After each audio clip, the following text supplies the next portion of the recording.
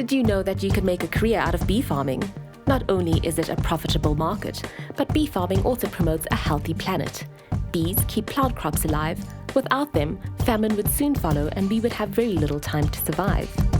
Bee farming is a booming industry in SA, and there's plenty of place for newcomers. Today on 48 Hours, we meet Cameron, whose interest in bee farming has literally kept him up at night.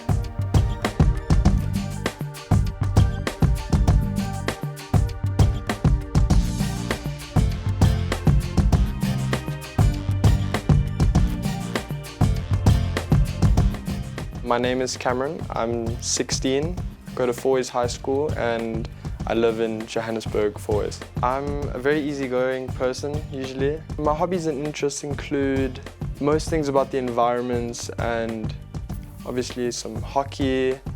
I enjoy gardening, I enjoy cooking, I enjoy baking. Bee farming is a very big interest of mine. I discovered bee farming through my friend Carl. We were sitting in math one day and he's like, Cameron, do you want to earn some money? I was like, okay. He's like, yeah, we're going to do bee removals. I was like, not a chance am I going to be touching bees. And then we started talking and he told me about his dad, who is a bee farmer. And then that's when I first heard about the career of bee farming and what it entails. I've done a bit of work for bee farming, but nothing to do with the actual farming of honey or bees. I did a bee removal with my friend Carl very shortly after we spoke in math, and that started on my journey. Today I'm hoping to just get that experience of being on a bee farm and the life of a bee farmer, what it entails, what it's like. Is it something that I'm actually interested in, or am I just interested in the concept? I don't want to dive into something that I'm not going to be fully committed to. Today, the 48 Hour Show has organized for me to meet a man named Nico. He's a bee farmer established in Bronkhorstspruit, and I'm just going to learn everything about bee farming from him. Meet Nico, a graphics designer who's also a bee farmer. Nico, together with his son Darian and his brother Hannes, pride themselves on the safe removal of honeybees, with the main aim of protecting and preserving their lifespan. Today, Nico is meeting Cameron to tell him more about the industry of bee farming. What got you into the career of bee farming? Cameron, my boot did. Hannes, he'd been into beekeeping for the last 26 years on and off while being a manufacturing jeweler. And one day he came to me and said he's going to close shop and he's going to start beekeeping. And of course that interested me, and I said, well, you must teach me because I've always had this interest. What subject could a child like me in school take to maybe set myself on the path of bee farming? Cameron, in my mind, there's no formal education for beekeeping. You're going to be doing one or two courses, like a basic beekeeping course, maybe later an intermediate or an advanced beekeeping course, and if you want to, then a bee removal and relocation course. These are normally done by some of the more experienced beekeepers that presents these courses, and some of the associations now expect of the guys to so-called shadow a removal specialist for 50 hours before he will be sort of acknowledged or accredited. Nico, what fascinates you about the career of bee farming? It's a difficult yet such a simple question, because it's not the industry that's fascinating, it's the bees that's fascinating.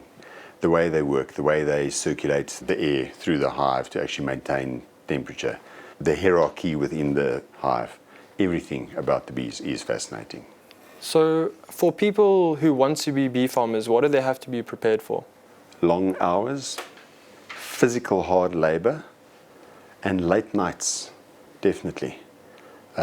Because we work with African honeybees, we do most of our work at night or late afternoon. What personality does one need to become a bee farmer? Cameron, you're going to have to be really patient. And I think that's probably the most important thing. You'll see when we open a hive, when we do a removal, it is a tedious process and you need to be patient. Can anyone become a bee farmer at any age? Absolutely. And I think we would like to encourage more young people to get into beekeeping. So there's a demand for the youth in beekeeping? Absolutely, yes. Nico, thank you so much for your time. Please, may you take me to go see a production apiary. So let's go show you a production apiary. Coming up after the break, Cameron joins Nico to experience a day in the life of a bee farmer. Stay tuned.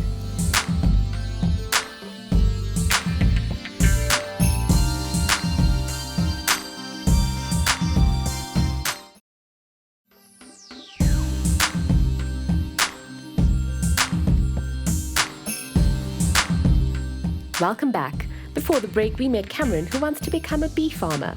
After our chat with Nico from the Honeybee Group, he agreed to mentor Cameron for a day so that Cameron can figure out if bee farming is really the career for him.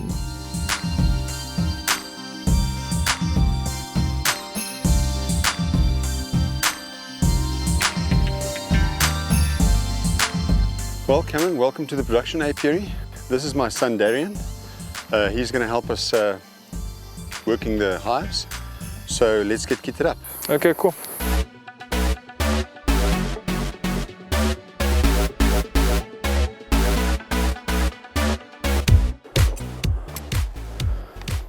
Okay, so Cameron, what we're going to do firstly is we have to start the smoker.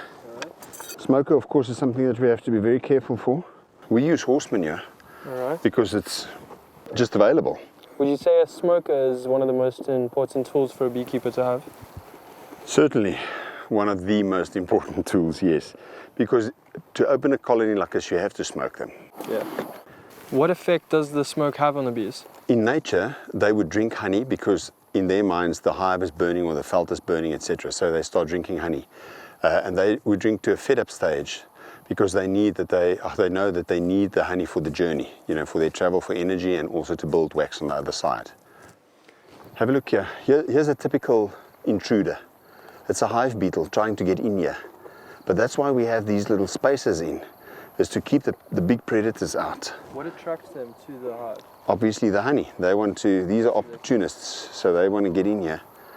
It's good practice to smoke them, let's say 3 times properly, each one of them. Before, and then you crack the lid, and then you smoke under the lid as well, and only then do you open them. There's the queen. You see her, that bee there? It's the queen.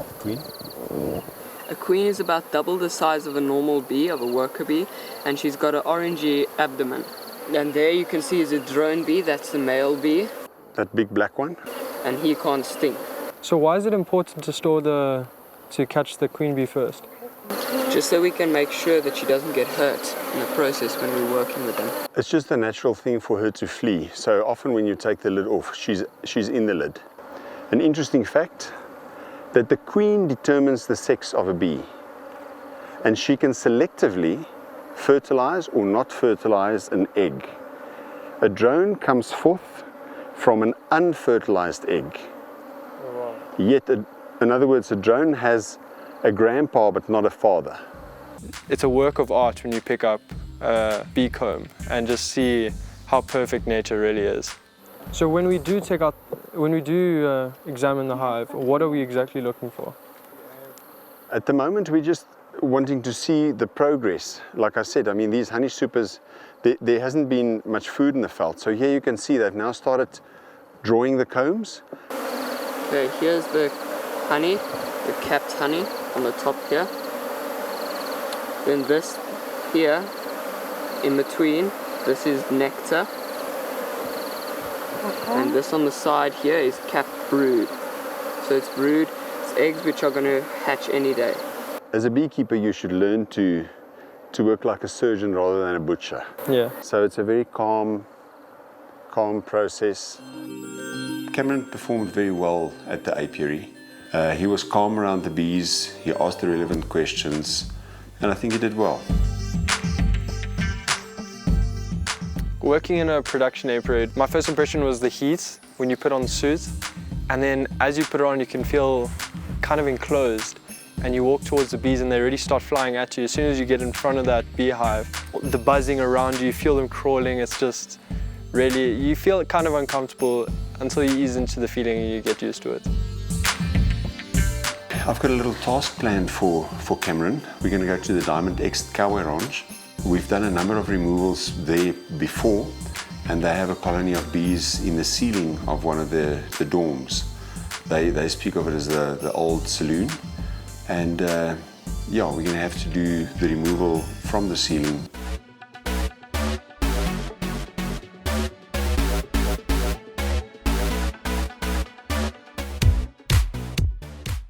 Okay, Cameron, what happened is while we were at the apiary, these guys reported that they have a repeat removal here. They have bees in the ceiling. Now, normally we would not do a removal from the bottom in because of the damages. We would normally move on the roof and remove tiles and get in from the top. But because they've got a double roof on here, we can't. So what we're going to do is we're going to get up here and we're going to knock a little bit and listen and feel if we can feel heat where the colony is, so that we can establish exactly where they are. And then we're going to open up and then we're going to start doing the removal. And that's mostly your responsibility tonight. Okay, perfect. Before Cameron performs the bee removal, he gets a crash course in how to vacuum bees. So there's the cartridge. Okay. So we use the vacuum cleaner to actually create a vacuum on the entire box. Then with that pipe, the bees are actually sucked through that pipe and into the box. But you'll see that there's small holes here, and there's a whole lot of airflow all the way around your bees to keep the bees well ventilated and cooled down through the entire process. The cartridge fits onto a catch box, and then we'll slide the floor out and then we'll smoke the bees down into the box. So this is the most efficient way to do a bee removal? Yeah, I mean this way we don't kill any bees and we can do a nice clean removal in that there are no bees left when we're done. Darian tests the temperature of the roof to get an idea of where the bee combs are positioned. The warmer the roof, the closer the hives. Remember folks, bee removals can only be performed by a certified bee expert and should not be attempted by yourselves at home. So we're going to switch the white light off and we're going to continue working with our red headlights. Why do we need the lights to be turned off? Well, obviously the bees will come for the white light. Like you often find in your house, you get bees coming into the house at night. They're coming after the light. Okay. So we're going to switch the white light off and we're going to continue working with our red headlights.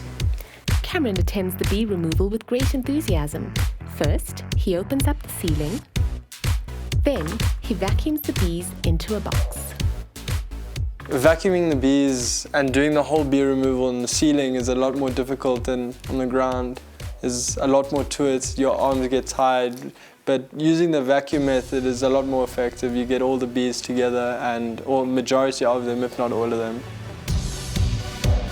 Once that's done, he removes the combs and rehomes them into frames. So now we're going to start cutting the combs. So when they're in distress, their first reaction is to get some honey. Yeah, they normally start drinking honey. The luminescent cells, is that nectar? Then the white ones are eggs, and then this is brood. And Correct, and the yellow ones is pollen bread. okay. How do the bees react to this elastic band in their hive?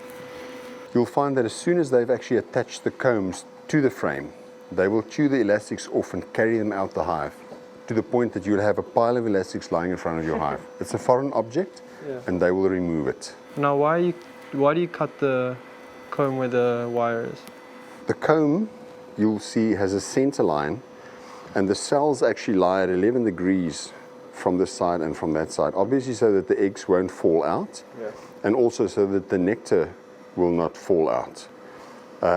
So what I'm doing is I'm cutting onto the center line so the wires can actually bite onto the comb so that when I put it in here, it does not slide off the frame, so that it stays in position. Yeah. And here it becomes like a surgical procedure. It must be a very delicate and neat. You can see that the comb is in the center of the frame. Yeah. Why do you wipe the lid every time? I'm trying to prevent any of the honey that spills here to actually seal the brood, because if the brood is sealed, then it can't breathe.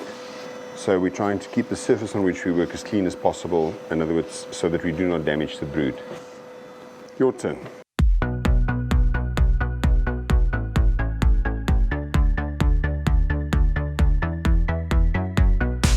I think Cameron performed very well with the bee removal, surprisingly so. Like I said before, even in the apiary he was calm, yet very down to the point, and yeah, he did well.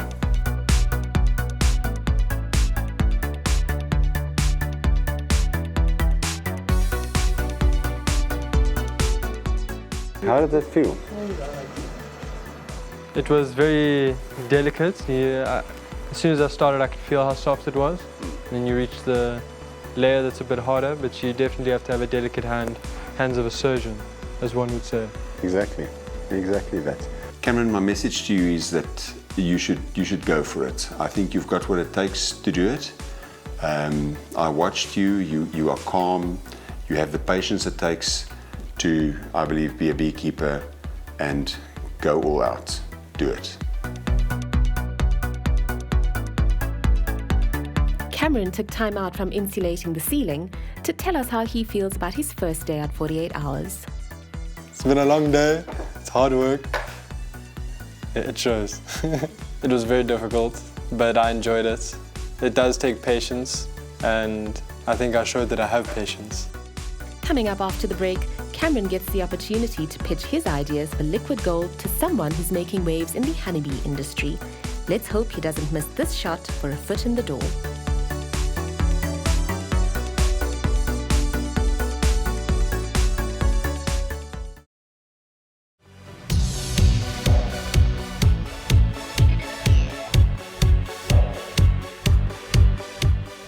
Welcome back. Yesterday we met Cameron, who wants to be a bee farmer.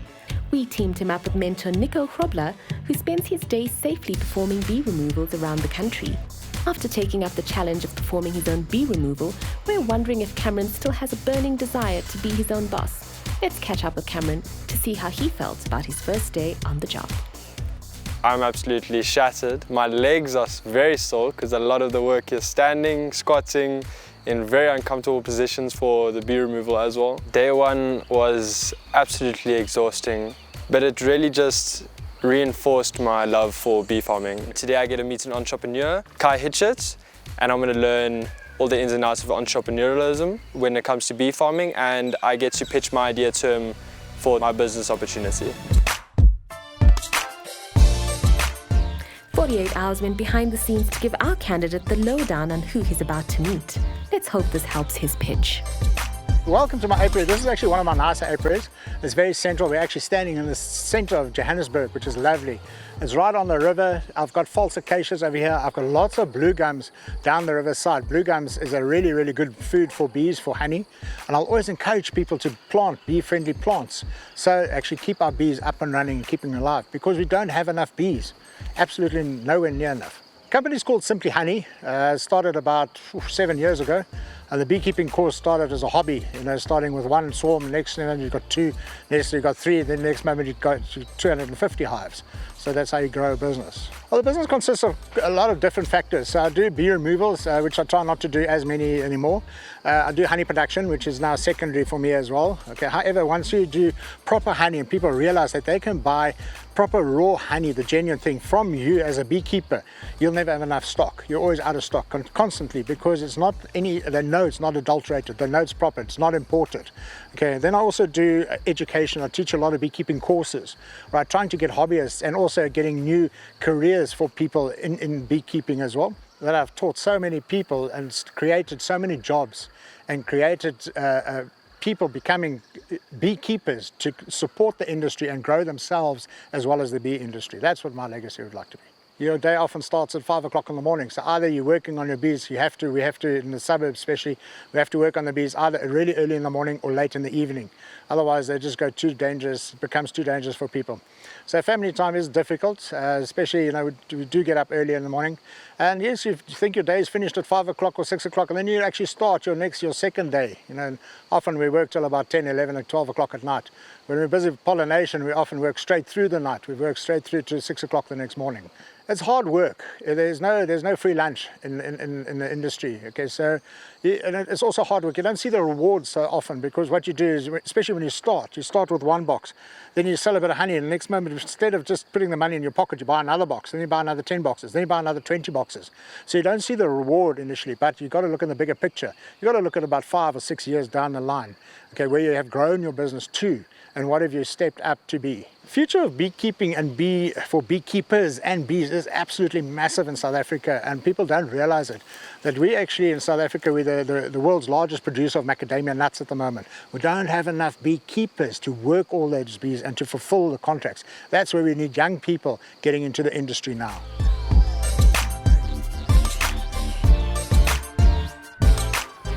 How's it, Kai? I'm Cameron. Hi Cameron, pleased to meet you. How are you? I'm very well, thanks, and you? Excellent, good. Welcome to my apiary site. It's nice to be here. Good. What motivated you to start your own business? I think I was about 22 years old and I was working for a company. I wasn't very happy and I decided if they can do it, I can do it. So I started just doing it. What are the pros and cons of being your own boss? Hard work. The cons, you work hard, you never stop working, you work 7 days a week. You start in the morning, you finish late at night. The pros are when you actually, the satisfaction that you get when you do teach people and they do start getting into beekeeping, or when you do pull out a full soup of honey, okay, that is the satisfaction. That's where you get your reward from there. What were the challenges for you and what challenge do you still experience as a bee farmer? The biggest problem is the growing. You're constantly growing and you think, okay, I'm just going to stop now and not grow anymore, but you can't help yourself. So you catch more swarms. Now you've got to buy more boxes. You fill those boxes and then all of a sudden you lose some bees due to pesticides or to theft or to vandalism, or sometimes your bees just leave. So it's very hard. You've got to motivate yourself to keep on going and keep on going forward all the time. How do you market your business? A lot of it initially is very difficult to get off the ground, but you do it with social media. I'll run quite a big Facebook following. And then also word of mouth starts spreading. And eventually people know that if they go to Kai, they're going to get proper honey. They're going to get a good education, a good course that they're going to be doing. Right? And he's responsible. His boxes are in good condition. What is your advice for me as a potential bee farmer? Hard work and never give up. And when you fall down, it's not how you fell, it's how you get up and you carry on again. Just keep on going, keep on going. I met my mentor yesterday. And today I'm here to pitch my idea to you. Excellent, great, let's hear it. So, I understand that you're very busy throughout your week with all the aspects of bee farming, whether it be honey production, pollination, education, and bee removals. So I think that with the help of my mentor, Nico, I can take the removals off your hands by handling them myself.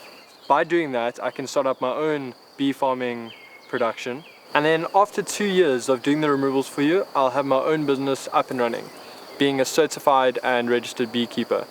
100%, that sounds great. And after 2 years, you'll be having your own hives, your own honey production, and you can start growing your business, because in 3 years' time, there's going to be such a massive demand for pollination. I'll come and use your hives and I'll pay you exactly what I'm earning so I can fulfill my contracts on the pollination. One small problem, Cameron. If you want to do bee removals, you need to be a trained beekeeper. Now, I believe in working with Nico, okay, learning how to do bee removals. Yeah. But you have to become a beekeeper before you can actually do bee removals. A registered beekeeper. So you've got to register with the Department of Agriculture, Forestry and Fisheries. Thank you so much, Kai, for all your motivation and all your help today. Can I establish that we have a deal here and I make a plan to become a registered beekeeper? 100%, sounds excellent. Looking forward to it. I was very nervous as I started talking, but he started seeming very interested in what I had to say, and that made me feel a lot more relaxed and even more confident in my pitch and my idea. We've come to the end of a jam-packed 48 hours. But before we say goodbye, we'd like to do something that makes life just a wee bit better for Cameron. How about I give you a nice beginner's beekeeping course spanned over 2 days with theory on the Saturday morning, with teaching you all about the bees, the equipment, give you a lunch, and afterwards we'd spin out the honey, and then we come to one of my apiary sites and we physically work on the bees. How's that? And you'll even get a certificate. That's where you can start from. Kai, I'd absolutely love that. Thank you so much. All right, great. It'll be lovely to see you. Cool. Thank you so much to Kai Hitchet just for helping me along this journey and putting me forward on my path to becoming a bee farmer. Big thank you to the 48 Hour Show. I'm even more convinced now than ever before that bee farming is for me. If you want to be part of the 48-hour experience, contact us on our social media page. If you're interested in more careers, make sure to go to our YouTube page and get inspired.